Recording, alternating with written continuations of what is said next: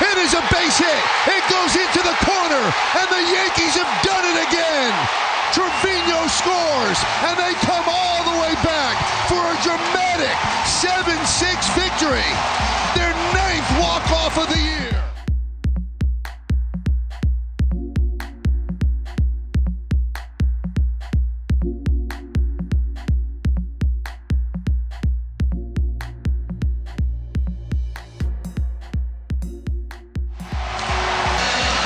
Another splitter on 3-0 just to show you how locked in Aaron Judge is this year. Took 3 in a row, gets one on the 4th, and laces it to left field for the game winner. That was an impressive at-bat. The team that never quits, refuses to die, score 4 runs in the 9th inning, the 3-run home run by Hicks, the walk-off single by Judge. Aaron, what was the biggest key to that 9th inning rally? Wow, just top to bottom. I think, starting off, getting on base, and then, just getting Hicksy up there with, some guys on base to tie it. I think just a lot of good at-bats all the way around. I think G started off. It's just, I could go through every single guy. Every single pitch was important.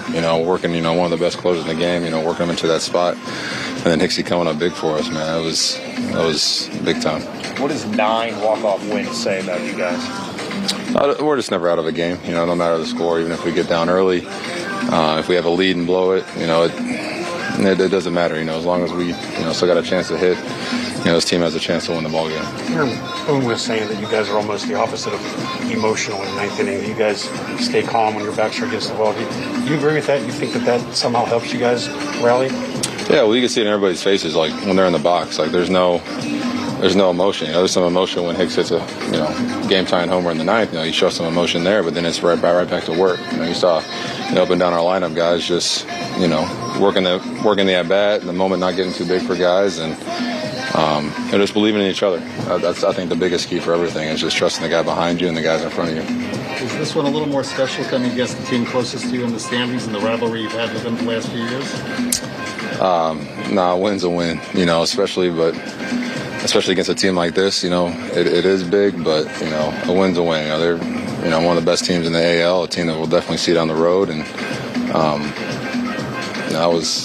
I'm just lucky to pull this first one out and kind of take this momentum into tomorrow. How about the atmosphere with the fans and the reactions there they were giving?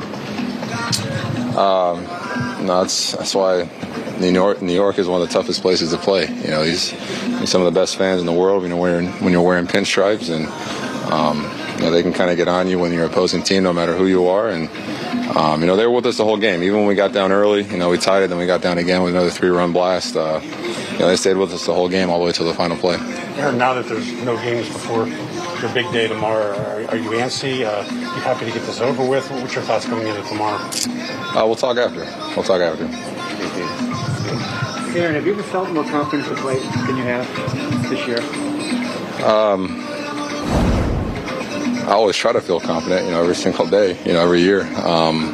But honestly, like I've said before, my confidence relies on my teammates. We got a lot of good teammates, got a lot of good guys around here that, continue to put up good at bats. Continue to motivate me, push me every single day.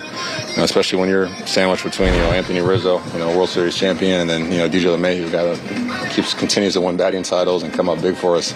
It just kind of pushes you to, go up there and try to do the same thing. What's the feeling to have the walk-off hit? Something you've done twice now this year.